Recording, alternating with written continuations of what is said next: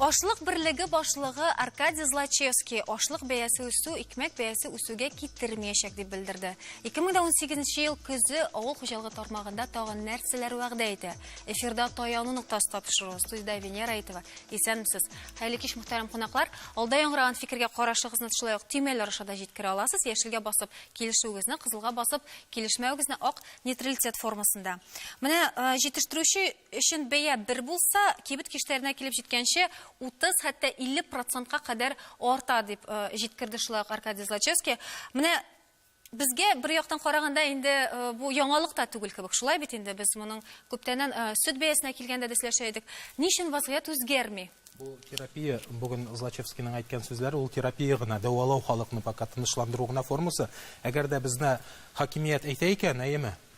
Үсми дип. Чынлап та үсәчәгенә мәгълүм. Әле Медведев бүген генә әйтте, ягулык бәяләрен бик күп күтәрмәскә кушты. Әйеме, күп күтәрмәскә кушты. Димәк, күп күтәрмәскә кушкан икән, күпмедер дәрәҗәдә күтәрелә. Әгәр дә игеннең бәясе 30% алып тора икән, әйеме, нидә икмәктә онның бәясе. Димәк, бүгенге көндә доллар үсә икән. Бүген без Россия әйтә икән, чит илгә без ашлык сатабыз, чит илгә Американы куып җитәбез һәм узып китәбез сату буенча дип кычкыра икән, әйеме. Бу чынлап та шулай бүген бара, әйеме. Долларга сату, кыйммәткә сату рәхәтрәк икән, безнең илдә барбер ашлык җитмәячәк. Бүген быел бигрәк тә ашлык аз булды.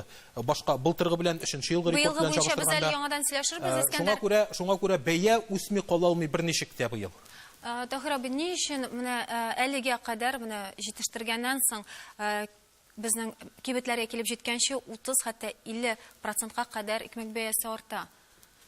Нәрсә белән бәйле? Беренчедән мин шуны турында әйтеп китмәкче булам. Икмәк инде ул безнең һәрвакыт өстәлдә ризыкланганда иң беренче икмәккә сузылабыз. Һәм ел дәварында кешегә 115-120 килограмм икмәк кирәк. Менә шуның хәтле икмәк аша безнең әйтергә кирәк 3тән 1 төрле бит гаиләләр бар. Аннан соң һәрбер гаиләдә аның үзенең мөмкинлеге бар. Икмәк кабакта да 3тән 1 менә шунда син рационда килә торган ризык белән тукландыру өчен мөмкинлек бирә. Шул вакытны витаминнарны калган мәсьәләләр буенча да. Менә бүгенге көндә бара торган вазгыять бит инде ул бер генә көндә бармый. Миңа калса берникадәр менә шушылай итеп кешене, халыкны әзерлиләр дә. Инде менә бәясенә килгән чиракта, монда бит инде безнең кадер инде әйтеп китте иптәшебез Искәндәр. Менә шушы мәсьәлә буенча бездә менә икмәк бәясе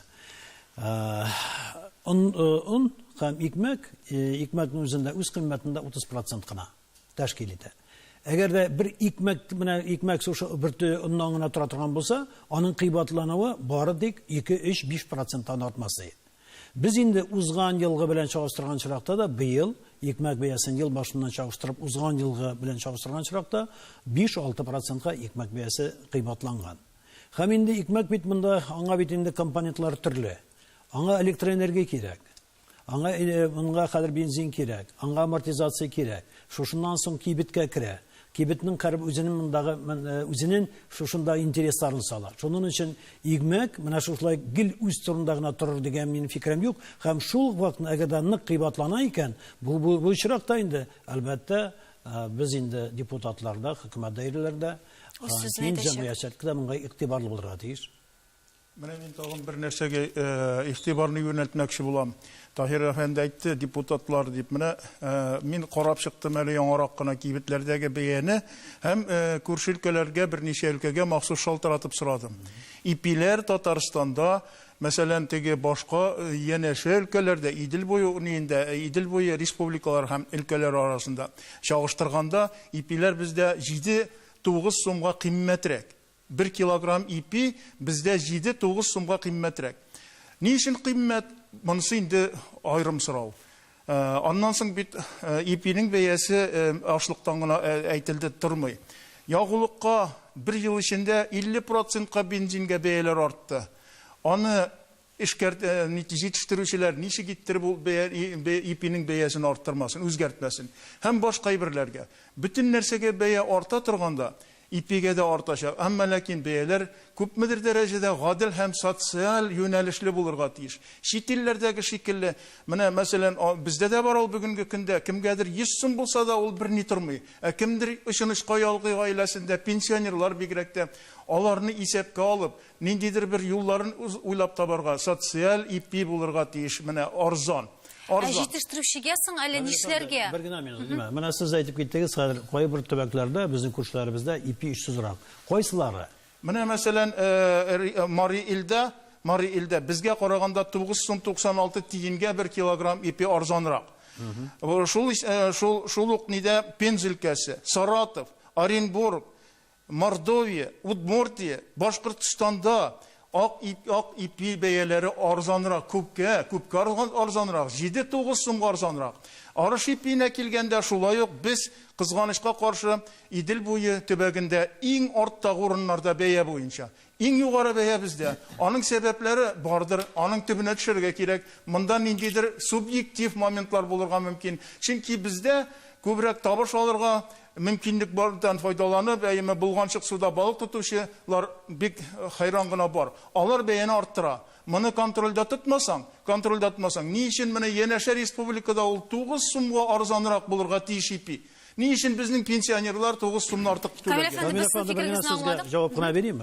Шуннан да менә кызыклы мәсьәлә. Безнең бит инде социаль менә шушы үзәк бар. Мондагы безнең барлыгы Идел буе округында 14 регион керә. Менә шулар нигезендә сезнең сүзегезгә менә булай дип әйтәм. Чыннан да, менә бүгенге көндә бездәге икмәкнең бәясе 1 килограмм икмәк беренче, икенче сорт булганы 45 сум 97 тиен. Удмуртта ул 43 сум. Менә хәзер инде без карасак, Нижегородны әйтсәгез, анда 49 сум. Самарда 51. Әлбәттә, сез әйткән мин килешәм, менә монда инде Саратовта 300-рак. Һәм нидә безнең инде шул вакытна Удмуртиядә да шырак. Әгәр дә инде менә мәсәлән караганда, чагыштырганда бездә 23 сум 17 тиен.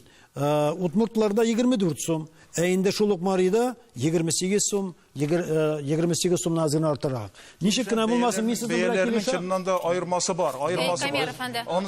Кайсылары безнең файдага, кайсылары кызганычка каршы безнең файдага түгел. Без сезне ишеттек, Камер әфәнде. Моның шарты нәрсәдә? Беренчедән, Татарстанда тормыш шартлары бу регион, менә без санаган регионнарга караганда күпкә яхшырак. Кешеләрнең татарча әйткәндә покупательская способность зуррак. Әлбәттә, бизнесменнар моннан файдалана. Шуңа күрә моны Дәүләт Советымы, моны безнең министрлар кабинетымы моны шунлап та карап торырга тиеш дип уйлыйм. Әмма сез әйткән социаль икмәк дигән әйбер, социаль икмәк дигән әйбер бу кешене мыскыл итүгә кайтып калачак. Беләсезме, аны фураж икмәгеннән булай да фуражны кулланалар инде, фураж икмәгеннән ясалган бер шундый әйбер булачак, кешене мыскыл итүгә кайтып калачак. Иген икмәк булырга тиеш, сыйфатлы икмәк яхшы булырга тиеш. Социаль ипия ул дөрес әйтәсез. Сез дә дөрес әйтәсез. Но монда икенче төрле подход кирәк. Но мен беренче әйткәм килә шуны. Без бүген сөйлибез сату хакы кыйбатланган. Без давайгыз сөйләп карыйк әле. Кем җирдә эшләгән кешегә нинди хак белән без игенне сатырга тиешбез. Нәкъ шул шаңкыра сорауны да бирәсе килә шушы җитештерүчеләргә бер хәл ул кибетләрдәге бәя бит инде, җитештерүчеләрнеке артамысың, Равил абый? Ну, бу икмәк җитештерүче предприятиелар булсын, фермер хуҗалыклары булсын, зур холдинглар булсын, менә иптәшләр, мондагы иптәшләр дөрес әйтеп биттеләр. Менә икмәкнең основной бәясенә нык йогынты ясый торган себестоимостына әйтик, үз кыйммәтенә дип әйтик инде. Иң беренче менә бу дистопливалар, ягулык майлау материаллары, икенче менә минераль ашламалар.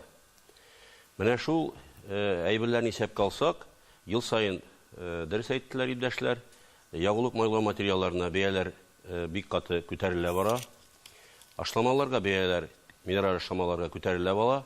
Шуңа күрә бездә икмәкнең күтәрергә мәҗбүрбез. себестоимосы параллельно күтәрелә бара. Нәкъ шуның арта бара. хакында бүген Шуңа Татарстан Авыл хуҗалыгы министрлыгының үсемлекчелек буенча урынбасары Илдус Габдрахманов быел ашлык сату бәясе арткан дип белдерде. Менә ул сорауга менә шулай дияр идем Ул мин. шулай әйтте, Россия буенча да, башка төбәкләр буенча да карасак, быелгы уңыш күләме берникадәр кимрәк. Шуңа күрә ашлыкның дәрәҗәсе дә бар дип җиткерде. Бүген бигрәк тә арпага ихтыяҗ зур. Арпаның килосы 9 сумнан 10 сум 50 тиенгә кадәр сораучылар бар дигән. Һәм урып җыю чорында ашлык бәяләре һәрвакыт түбәнрәк була. Һәм фаразлар буенча алга таба бәяләр хуҗалыклар өчен кулайлырак һәм файдалырак булыр дип көтәбез дип җиткерде. Менә шулай булсын, без анарга бик шат. Ну, дәреслектә узган ел безнең республика, бу рекордный уңыш җыеп алды. 5 миллион тонна икмәк җыеп алды. Моны президент та әйтеп үтте, моны Марат Гутович та әйтеп үтте, журналистлар да. Бу куанычлы хәл, шулай бит. Быел инде киресенчә, һава шартларының менә шундый булу аркасында икмәкнең бу уңышының 1 гектардан центнерларда республика буенча 26 центнерга калды. Безнең районда 8 центнерга ким. Безнең районда менә җәйге яңгырларның явуы бердә булмады дисәк, 99 миллиметр булды. Бу юк дигән сүз. Тагырганҗа, шулай бит. Вот. Бу периодта булырга тиеш ул где-то 270ләр әйтик. 250-270 булырга тиеш. Мондый һава шартларында без уңышны гомумән дә алдык. Средний безнең Чүпрәле районында 20 центнер бара. Республикада 26 центнер бара. Моны алдык без только менә шул технология нык тиешле вакытында чәчеп, вакытында урып, технология нигезендә генә агротехниканы дөрес кулланып аркасында гына менә бу уңышны алдык. Бу уңышны алырга мондый цифрларда мөмкин түгел иде. Шуңа күрә быел инде дөрес әйтеп үттегез сез, менә замминистр да әйтте дисез, бүтәннәр дә, пресслар да шулай әйтеп чыгалар. Бүген арпага сорап киләләр 8 сум 50 тиен 9 сумнан. 3нче класс булайын сорап киләләр, әйтик, 10 сумнан. 4нче класс булайын сорап киләләр. 8 сум 50 тиен, 8 сум 60 тиен. Ну, сорап киләләр нәрсә? Юклыктан сорап киләләр бит инде. Бу безнең плановый экономика арасында булган хәл түгел бу. Шулай бит, Тагырган Җаныч. Бу безнең икмәкнең түбән цифрларда уңышын алу аркасында булган килеп чыккан бу хәл. Әгәр икмәкнең себестоимосты үз кыйммәте дибез инде где-то 5 сум 80 тиен 6 сум булган чиракта без 30%, 25-30% рентабельдә алмасак, рентабельность алмасак, без Дөньяны алып барып булмый. Бу хуҗалыкны алып барып булмый. Булмый. Нәрсә эшләргә? Бу шуның өчен сорауны без эзләрбез, әлеге сорауга җавапны әйтерсез рекламадан соң, Равил әфәнде, бездән аерылмагыз.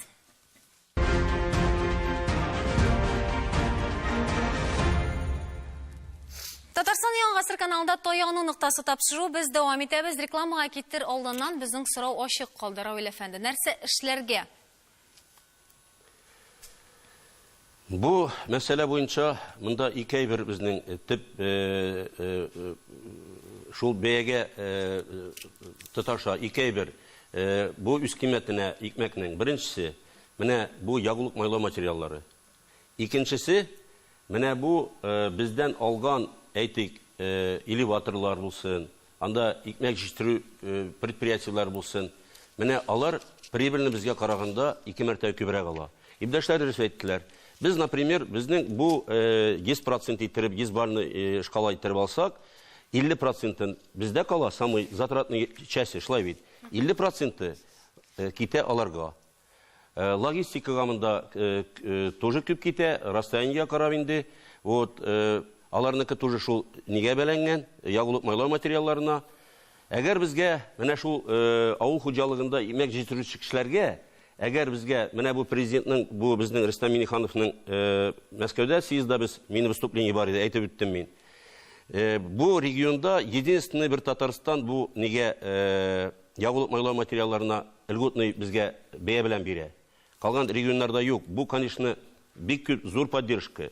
Киләчәктә менә бу основной егенчеләрне закон иттереп алсак, бу әгәр президент, министр безне поддержать итеп, менә бу ягулык майлау материалларына бәяне түбәнрәк төшереп, шулай бит, минерал удобренияларны түбәнрәк төшереп, Мондай мөмкинлекләр бар безнең республикада.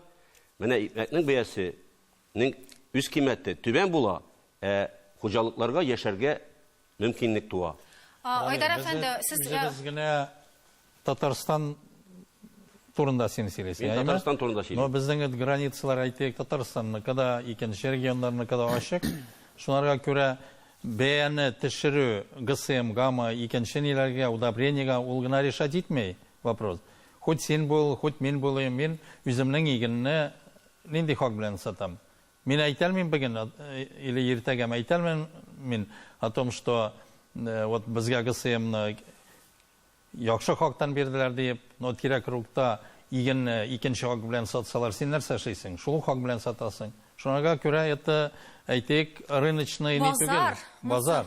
Шуңа күрә базар ничек әйтергә кирәк? Регулируемый булырга тиеш. Ничек регулируемый? Только экономически ни белән. Син бүген әйтеп киттең вот хәзер генә. Вот ниләрдә кемнәр переработкада, кемнәр сату алуда, алар 50% безнең әйтик доходны алалар. Шулаймы? Ничек регулировать итәргә? Нигә икенче илләрдән без премьер алмыйбыз? Аларда икенче төрле әзрәк. Аларда 85% добавленной стоимостьна ала кем? Син аласың, кем җирдә эшләгән кеше ала.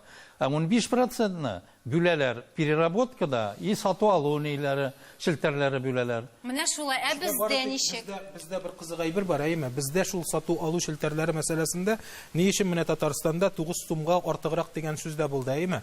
Шулук сату алу шелтәрләре мәсьәләсендә без аны Таһир әфәнде белән сөйләшкән дә бар, моннан алдарак та. Біз республикага кертеп тутырдык бөтен магнитларны, бөтенесен шит төбәкләрдән, төрле пятерочкаларны бөтенесен кертеп тутырдык, әйме. Алар хәзер Татарстанның кибет шелтәрләрен үзебезнекеләрне инде кысып чыгара башладылар, әкрен генә яба башладылар. Чөнки алар көчле, аларның әллә ничә меңлек кибетләре, һәм алар продукцияны безгә читтән ташыйлар.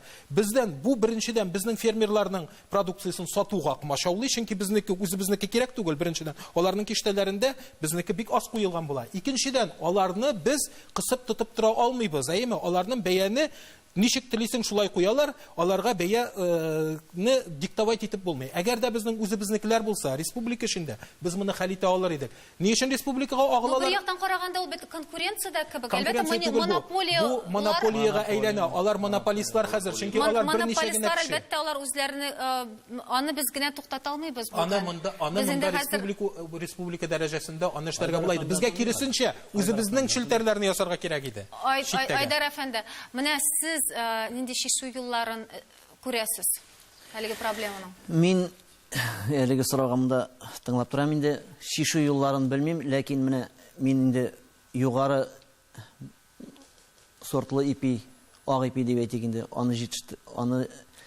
6 айыннан гына җитештерәм. Менә җәй көне июнь айында мин алайым онны 13 сум 50 тиеннән, 13 сум 30 тиеннән хәтта алдым. Хәзер менә мин иртәгә онга сөйләшкәнем, заказ биргәнем 18 сум 50 тиен. Шулык он. 5 сумда 20 тиенгә кыйммәтләнде. 40% артты инде. Артты. Бу мин ала торган он бу. Әле менә үзегезнең танышларыгыз белән ала торган. Мин зур оптым ала торган базада бу. Менә Казан зернопродукта инде икенче сорт ипине мин шуннан пешерәм. Анда 3 сумга артты. 12 сум 50 тиен иде. Һәр менә 15 сум 50 тиен. Анда безнең икмәкләр инде. Безнең икмәкләр. Беренче сорт ипигә шулай. 3 сумга артты. Менә моннан үзегез нәтиҗә ясагыз инде, ипи бәясе артырмы, артмасмы дигән. Менә әле әйттеләр, 6 ай менә бүген генә шалтыратканнар, шунда беренче кар яуган 6 ай өлкәсендә бераз төшкәләгән дип. Әле анда бер айга соң утыртканнар икмәкләрне. Һава торышларының Булай да соң килде, безгә дә соң килде. Бер айга соң утыртылган, шуңа күрә әле 6 ай өлкәсендә икмәкләр җитешеп бетмәгән. Әле анда ала ныклап ала да башламадылар, чөнки җитешмәгән. Әле менә җитешкәч тә аларга алар карбы елны алып та бетермиләр. Погода мөмкинлек бирәме, юкмы? Монда шуңа күрә инде хәзер шундый бәяләр әле тагын артыр дип әйттеләр. Шуның өчен бәясе 12 сумга җитәргә тиеш дигән бодайның менә сүз бар анда. Карасаң, әгәр дә 12 сумга. Шуның өчен ипи бәясе булай барса, берничек тә без инде гафу итегез, менә Камил абый, сез әйттегез, сез кайдан алган идегез бәяләрне? Казан бәясен алган идегезме? Менә мин сезгә мисал өчен әйтәм, Күкмарада бәя 20-21 сум тора. Шулай. Кара ипи бездә әз генә кыйммәтрәк 1-2 сумга 22, 23, аңлатып үтү кирәктер. 1 килограмм ипи турында сүз Мин бара. беләм ансын. Бер буханкада, ул төрле нидә үлчәүдә Кило Юк, юк, мин анысын беләм. Юк, анысын беләм. 1 килограмм ул 3 буханка ипи булырга мөмкин, 4 батон булырга Беләм, мөмкин. мин Шул турда сүз бара. Алар барысы да, беләсезме, алар барысы да Татарстан авыл хуҗалыгы министрлыгы тарафыннан көн сайын диярлек ул өйрәнелеп барыла. Мониторинг Хикмәт анда гына түгел, җәмәгать. Хикмәт менә монда нәрсәдә? Әлеге дә баягы Татарстанда ашлык бүгенге көндә амбарларга 3 миллион 700 мең тонна ашлык кайтты. Бездә бер төплеләр бар. Аның төрлесе бар, аның югары неле җилемсәле будае да бар. Башка мөмкинлекләре бездә бар. Сүз бара, анда бит әле ашлыкның теге әлеге дә баягы ашлык белән генә түгел бит әле монда күп нәрсә.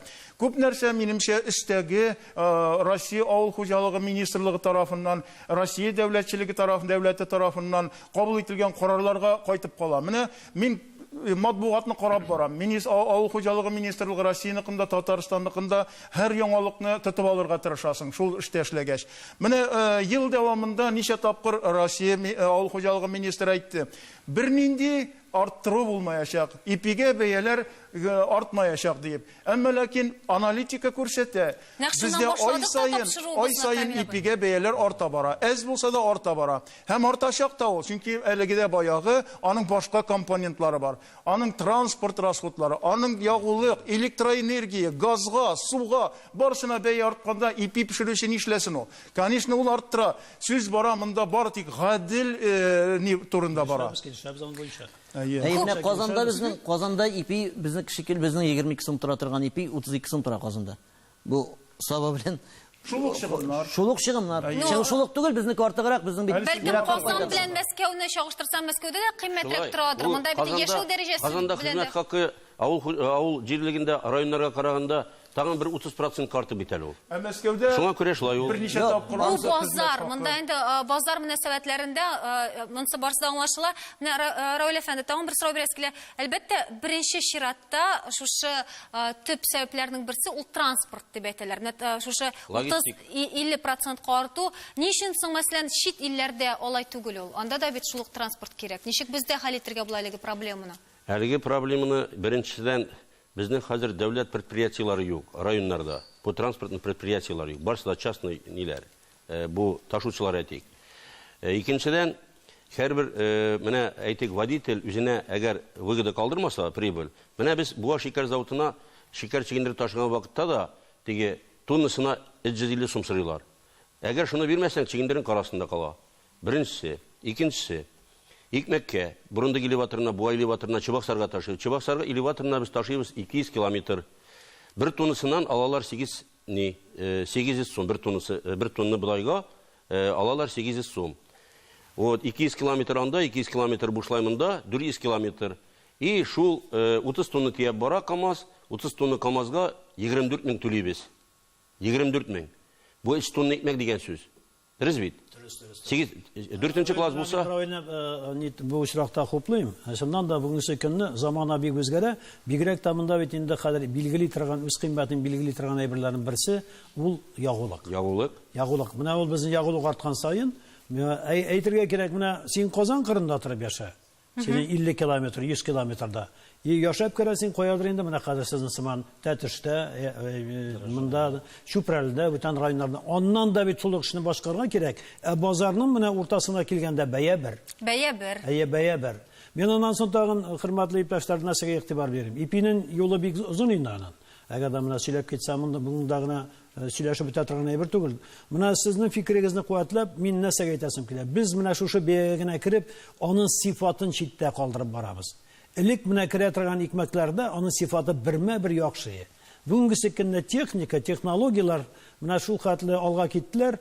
Һәм без инде 5нче фураж ипиеннән төрле әйберләр кушылгач, шуны исе тәмне килә ашыйбыз да, инде 3 сәгать торса ипи катып бетә. Менә бу мәсьәләгә безгә игътибарны бирергә кирәк. Монда һәр өлкәдә, һәр өлештә әйеме бәя рентабельностьны 20% салып куярга, мәсәлән, әйтик, әйеме? Карыйсың, менә әйтик, авыл хуҗалыгы өлкәсендә 20%, монда пешерүчегә, сатучыга һәм башкага һәм бәя кирәгеннән артык артырга тиеш түгел.